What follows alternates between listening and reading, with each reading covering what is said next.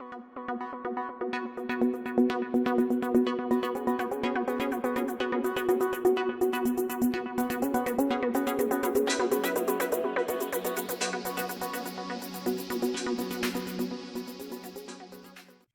everyone, welcome uli sa Agent Mateus class. Our topic for today is equation of a circle. This is grade 10 mathematics, quarter 2, week number 8. And this is Mr. Reyes guiding you for our lesson for today. And here are our learning objectives. We are going to illustrate center radius form of the equation of a circle. Later is we are going to transform an equation of a circle into standard and the general form or the vice versa of it. And then our third one is to determine the center and the radius of a circle gamit ang equation and vice versa. How to cut this cake as our warm-up activity. How to cut a round cake to turn into 8 equal slices with just 3 cuts. Ikakat mo lang ito ng 3 beses hanggang sa mag-arrive ka sa 8 equal slices. Will you try to investigate in your mind, or if you have in reality, baka mayroon kang cake dyan na naka-reserve, you may start slicing it and then try to arrive at 8 equal slices. So, paano mangyayari yan? So, ibig sabihin nito, 3 cuts lang daw. Ganito yung gagawin nating class. So, imagine ninyo, I guess some of you will arrive at 6 only. 6 equal slices lang. Pero, pwedeng 8 yan. Ang gagawin mo, hatiin mo sa gitna. Imagine mo, nahati mo yan. Siyempre, damay dito kasi nga hinati mo gamit ang kutsilyo or inimatalim na bagay dyan. Tapos naghati ka dito ulit. So again, nahati yan hanggang dito kasi nga slice pababa. And then papaano naman yung pangatlong pag-slice mo? Hindi ako mag-slice sa ibabaw, kundi dito ako mag-slice sa gitnang bahagi ng ating layer ng ating cake dito. Kaya kung titingnan mo to, magkakaroon ka ng 1, 2, 3, 4. Tapos may 4 pa na nasa ilalim na wala siyang topping. Hanggang sa magkaroon ng 8 equal slices. Medyo funny ng konti, pero wala nga lang topping yung nasa ilalim. Okay? So again, we are still speaking of circle. Okay? For the first part, we are going to consider case number 1 wherein paano kung ang ating circle ay nandun, ang center niya ay nandito sa origin ng ating circle. Ang formula lang doon, pare-pareho lang. Mag-start sa x squared plus y squared and nakadepende na lang siya sa radius. Okay?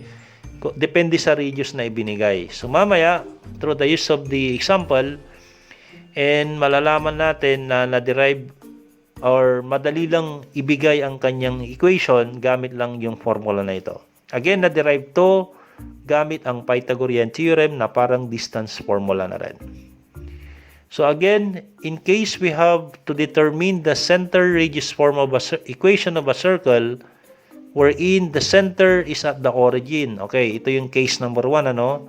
Maswerte dito ang problem natin kapag origin ang anyang center.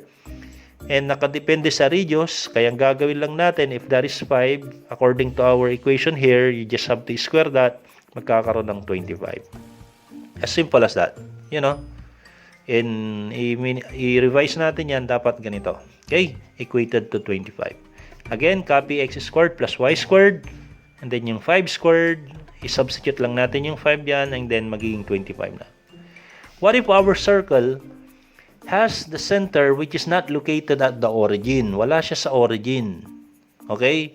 Kung naalala mo, yung distance formula natin, dito na derive yung ating equation ng circle. Kasi magkakaroon tayo ng vertical distance at saka horizontal distance. Gamit ang certain point na ito represented by xy, and then the center of the circle, for the sake of this discussion, ang always representation ng kanyang point or the center ng ating circle is h and k. So with that, applying the missing coordinates during our previous discussion, kung alam mo yung kung paano nag-arrive dito sa y minus k na ito, ibig sabihin yan, we just have to subtract the distance y. Ito yung distance y from here up to here. Distance y yan. Imagining that as a distance y. because of the xy here.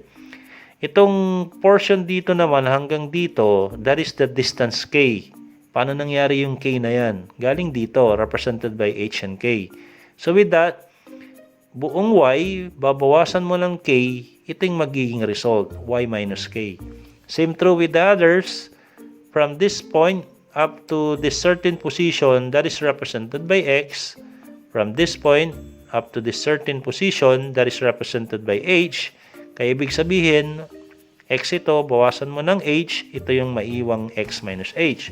So with that, mapoformulate yan gamit ang Pythagorean theorem by squaring the two legs, okay, kasi right triangle yan. And then, square din ng radius natin na nagkatong represented by CP, or to formulate, ito yung ating formula for equation of a circle, case number 2 ng kanyang center ay wala sa origin ng ating circle. Malalaman mo yan through the use of the example, madadalian ka dito. Ito yon. We are going to determine the center radius form of our equation of our circle gamit ang center na 2, -5 and then radius is 4 units. Simplihan lang natin yung solution, hindi na kita pahirapan. Meron tayong alternatibong paraan dito wherein if this is positive 2, dapat opposite of that nakasulat dito -2. As simple as that. If this is -5, dapat positive 5 dito. Kasi nga nagko-contrary or opposite of the sign parati ang nangyayari dito. Always bringing down kasi yung negative dito as part of the formula. Tapos ini-indicate natin yung value ng h and k natin. Ang h ay 2, this is our h, this is our k. So, substituting everything, nagkataon na -5 kasi yon, kaya nagkaroon ng dalawang negatives dito. The first negative belongs to the formula, the second negative belongs to the given. So, with that, nagkaroon tayo ng form na ganito. Substitute the 4, by the way, which is given as 4 units nga yung radius natin, kaya naging 16 dito. There are cases that our problem has given with diameter. Kunwari, the diameter given is 10 units. Kako dyan. Siyempre, kukunin mo muna yung radius. Ano ba yung pagkakalam natin sa diameter? So, hati natin yan, magkakaroon tayo ng radius. So, the radius there is 5 kung sakasakaling ganun yung problem natin. So, with that, 5, i-square mo yan, dapat 25 yung mapupunta dito.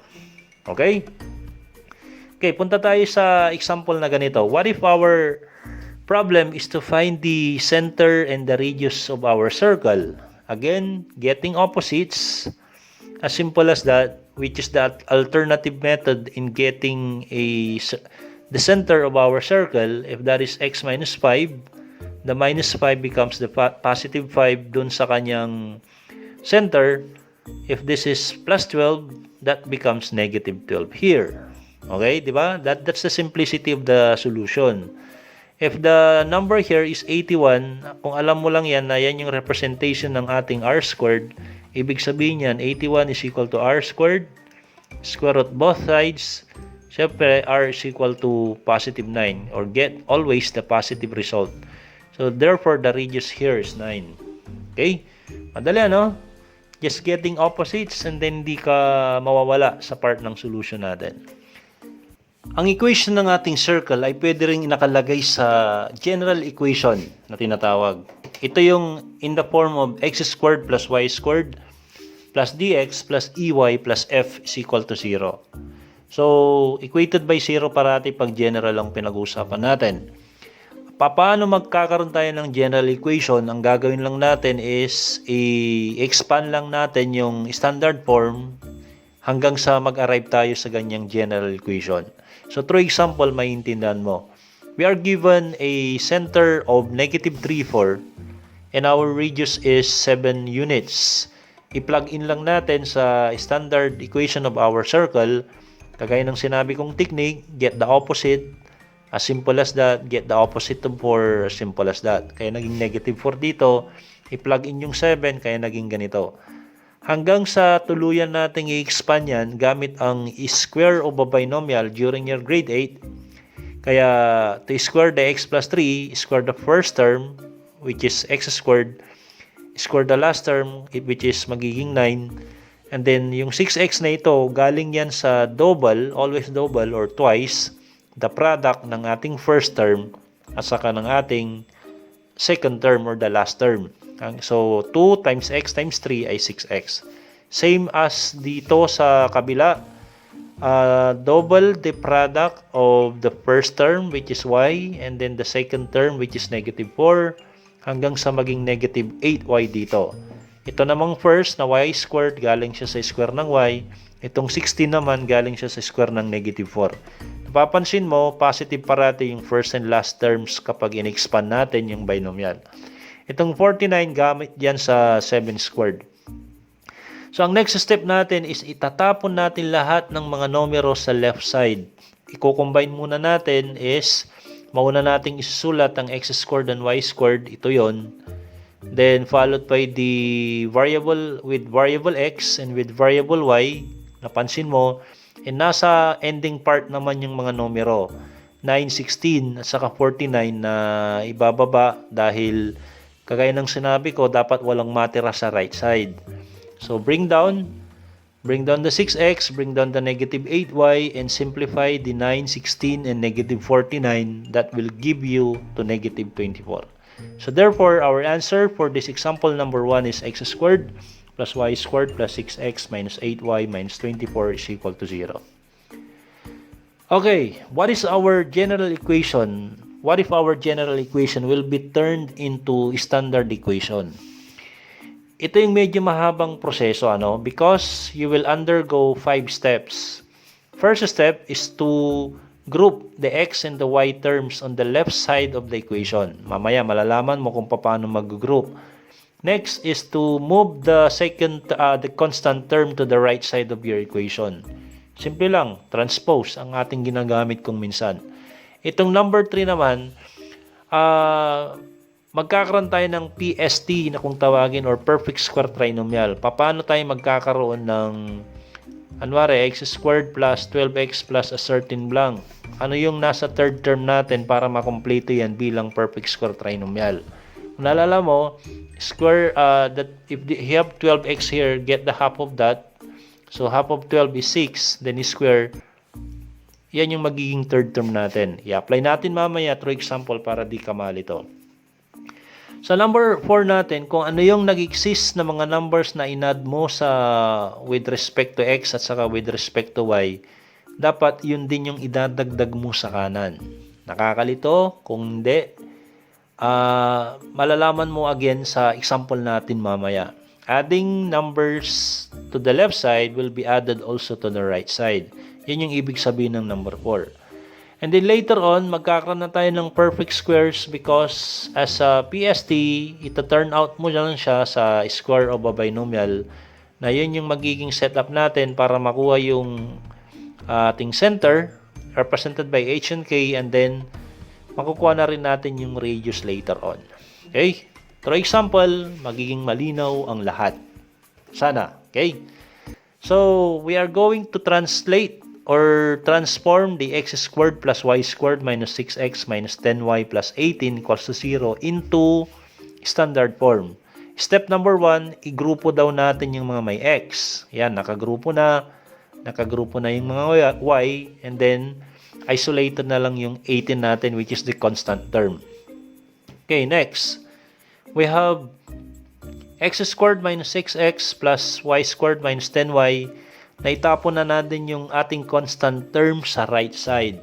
Ito na from positive 18, naging negative 18 na siya. Ano kaya yung third step? Gagawin na nating perfect square trinomial.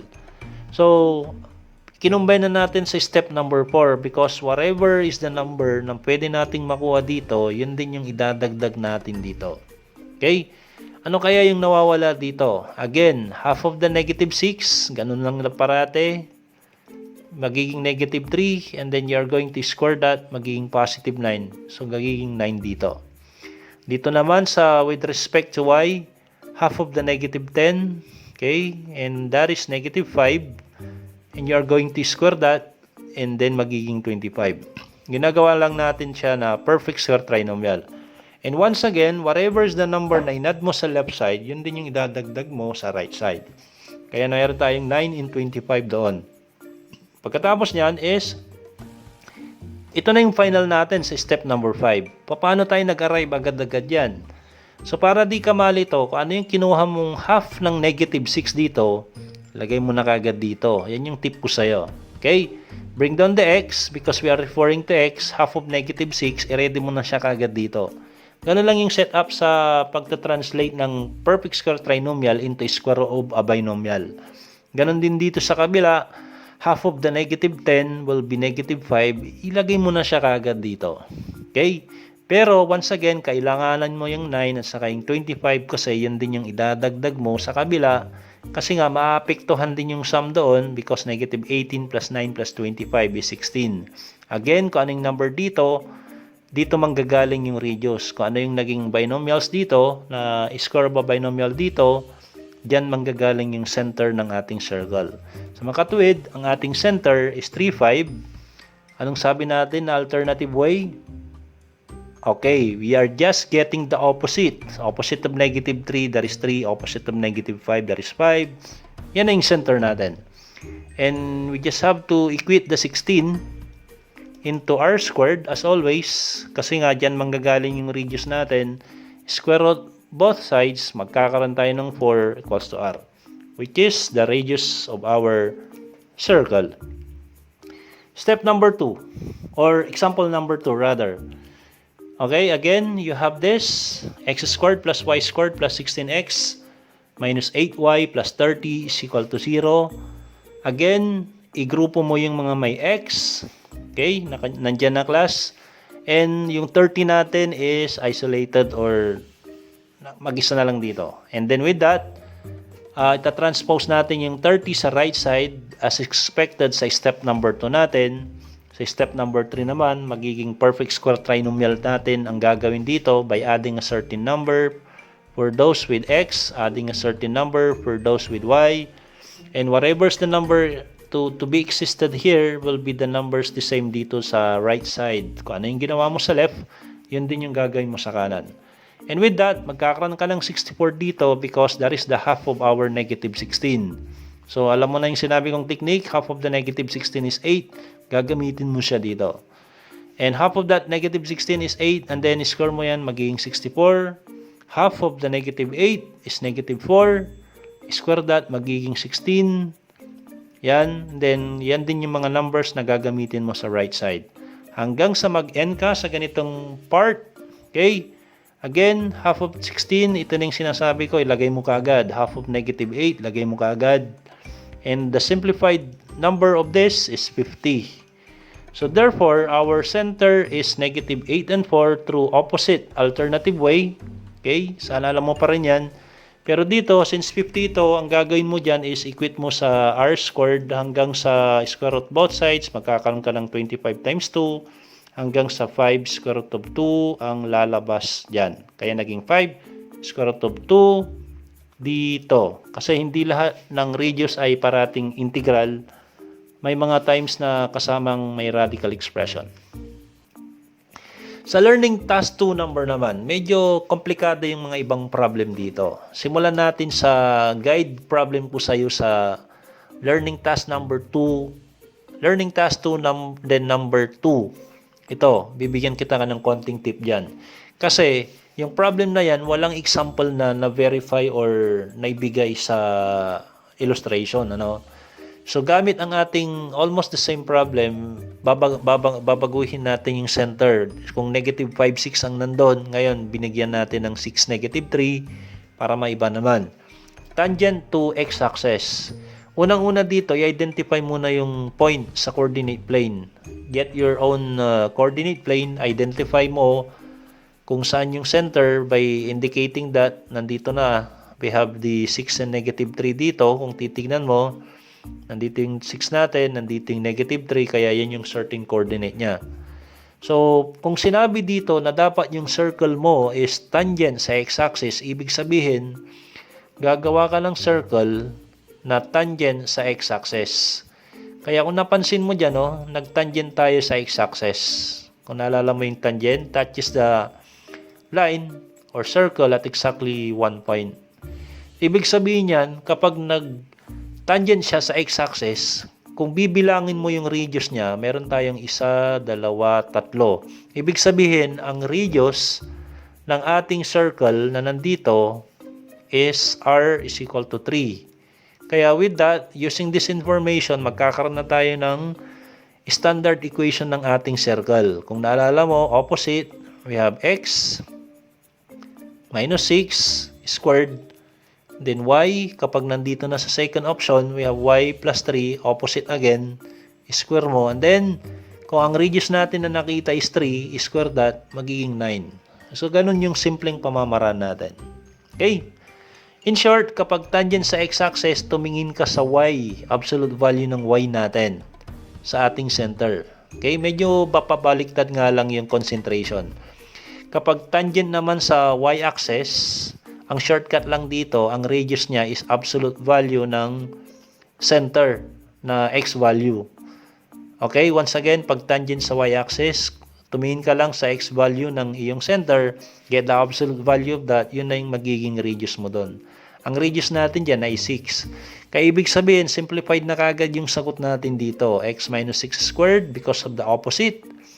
And then y plus 3 squared because of the opposite. And then, na-identify mo kaagad yung radius kasi nga, tangent sa y-axis, titingin ka sa x value. So, therefore, that is 6, and then square that, magiging 36.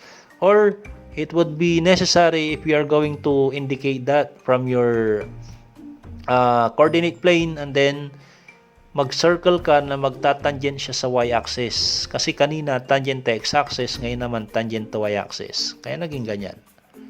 Okay? I hope nakatulong yan, oh. Madali lang, oh. So, what if our problem is this one, number 7? Medyo may kahirapan dito. Ang setup lang dito, meron tayong tower na nandito sa certain position na ito. Okay? Nandito sa point na ito. Nandyan yung tower. Ang setup lang dito, in case meron kang iso-substitute na certain coordinate, in case that the number na 10, 0 kapag na-substitute dito, okay, pinalitan ko naman actually. So, the setup here is to substitute a certain coordinate. Ito yung circle natin. Isa-set up natin kung ang lalabas dito sa equation na ito, okay, kung mas malaki dito, ibig sabihin, outside yung location ng point mo. Pero kung mas maliit naman ito kaysa sa 22, ibig sabihin, yung point mo is nandito sa gitna, inside of our circle. I-test nga natin yung 10, 0. Okay? Again, 10, ilagay natin sa x, okay? Plus y, which is noted to be 0, minus 1, score natin, tignan natin yung lalabas. 10 minus 5, that is 25 na pag in-square natin. Okay, 10 minus 5 is 5 and then squared, that is 25. 0 minus 1, that is negative 1, i-square mo yan, magiging 1. Hanggang sa magiging 26 is greater than 22.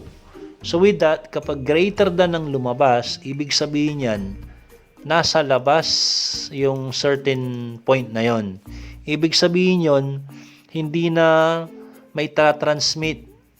Okay? Ganun ang yung lawak kasi nung yung lawak lang ng tower, kapag signal ang pinag-usapan, nandito lang siya sa maximum dito sa circumference ng circle na ito. Pag nasa labas, hihina na or either wala na talagang out of coverage na talaga dito. Okay? Pag application ng pinag-usapan. So therefore, yung 10, 0 dito, this is located outside of the circle. How about the 3, negative 2? Kung check natin yung 3, negative 2, you should have a certain number to be substituted from the formula. So 3 minus 5 and then squared. And then yung negative 2 naman, lagay natin sa y and then minus 1, then squared. Lagay muna natin yung 22. Kapag ang lumabas dito is, tingnan natin, we have negative 2, score natin. And then negative 3, score natin. And then 22. You should have the 4. Pag in-square yan, you should have the 9. Pag in-square ito, hanggang sa 22, 13, 22, ibig sabihin less than. Ibig sabihin, yung point na 3 and negative 2 ay inside of our circle. Okay, malakas ang signal yan. Kung sakasakaling from the map of the network here, ibig sabihin, malapit lang sila kasi sa tower na mismo. Okay, so with that, inside yung ilalagay mo sa 3 negative 2 mo. Okay, ganyan yung process natin. Sana may apply mo sa learning task na ipapagawa ng teacher mo.